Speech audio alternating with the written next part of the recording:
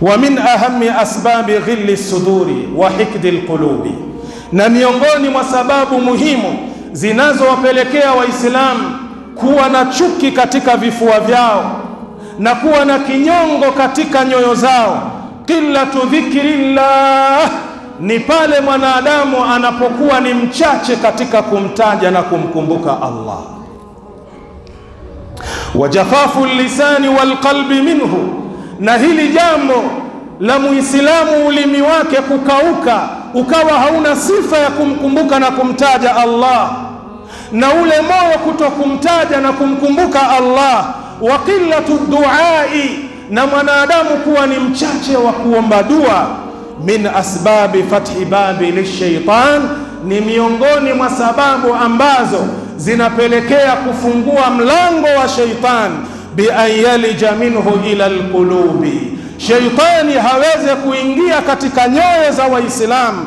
Haithu yutraku hunaka, kwa namna kuna kwenda kuachwa ndani ya nyoyo za wanadamu hao, majalun lilkhawatiri radia, sehemu ambayo itakwenda kuzalisha mambo machafu, mambo mabaya katika moyo wake.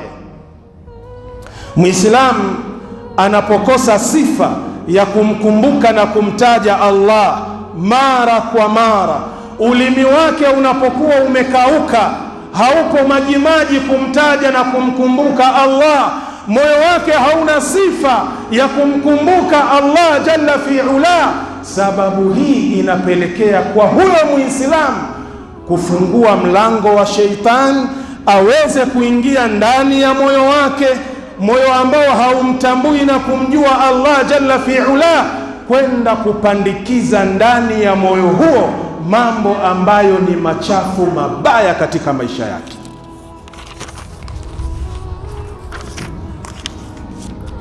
Qala an-nabiy sallallahu alayhi wasallam, amesema Mtume Muhammad, rehma na amani zimshukie yeye, idha dakhala ar-rajulu baytahu, pindi mtu anapoingia kwenye nyumba yake.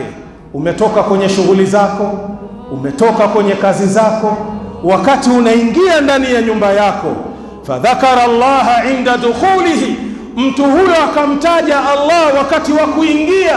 Maulama wanasema mtu huyo akasema bismillah wakati anaingia ndani ya nyumba hiyo. Wa inda taamihi, na wakati wa kula kwake chakula akasema bismillah.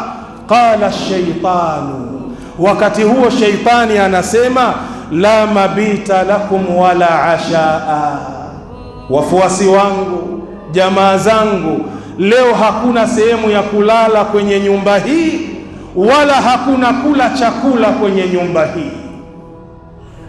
Wakati umesema bismillah, waingia ndani ya nyumba yako, sheitan anawaambia watu wake leo hakuna kula wala kulala. Wa idha dakhala falam yadhkuri llaha inda dukhulihi, na pindi anapoingia kwenye nyumba yake na asiseme bismillahi wakati wa kuingia. Qala shaitan, shaitani huwa anasema adaraktumul mabita, leo wafuasi wangu mumepata sehemu ya kulala.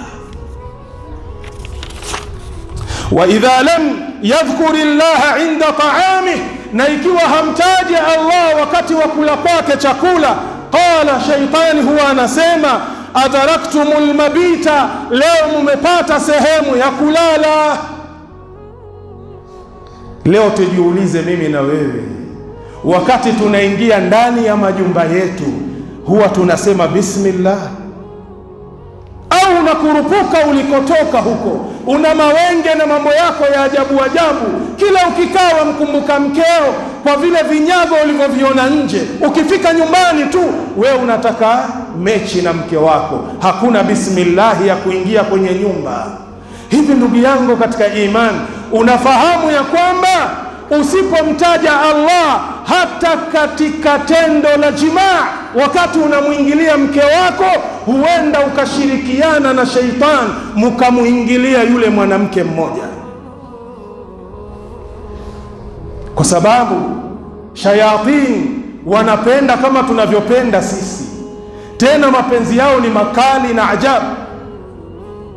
Wakati ule unataka kumuingilia mkeo, muongozo na mwenendo wa Bwana Mtume Muhammad sallallahu alaihi wasallam unatufundisha ya kwamba useme bismillah, Allahumma jannibna shaitana wa jannibi shaitana fima razaqtana. Bismillah, kwa jina la Allah, ewe Mwenyezi Mungu, tuwekee mbali shaitan na utuwekee mbali shaitan kile ambacho kwamba utaturuzuku ndani yake, ambaye ni mtoto. Lakini leo mimi na wewe tujiulize, wakati tunawaendea wake zetu kufanya tendo la ndoa nao, tunakumbuka kuyasema haya maneno, au tunawapanda kama majogoo wanavyokimbiza wale kuku ambao ni majike? Mtu amekaa, hisia tu zimemjia, my honey, my sweetheart, my love, hebu njoo bana, mimi naona kichwa kishanichanganya, haya twende kwenye mechi. Hauna bismillah, hauna dua. Ndiyo pale mtoto akija akizaliwa anakuwa kibaka, anakuwa teja, anakuwa mvutaji bangi. Kwa sababu gani? Wakati wa muingilia mkeo hakuna dhikri ambayo uliitaja wakati ule. Na vile vile katika nyumba, ikiwa husemi bismillah wakati wa kuingia, sheitani unaingia naye. Wakati unakula husemi bismillah, sheitani unakula naye. Ndio maana waweza kushangaa, una mzigo wa vyakula unakula, lakini after 5 minutes 10 minutes unamwambia mke wako hata sijui kichakula kimekwenda wapi, na umekula na swaiba wako hapo. Inna lillahi wa inna ilaihi rajiun. Kwa hiyo ikiwa ni wachache wa kumtaja na kumkumbuka Allah, tunampa nafasi sheitani aingie kwenye vifua na nyoyo zetu kupandikiza mambo yaliyokuwa machafu na mabaya. Hadithi hii ni sahihi, kaipokea Imamu Muslim kwa nambari 2018. Sheikh Albani ameisahihisha fi Sahih al-Adab al-Mufrad, utaipata kwa nambari 834.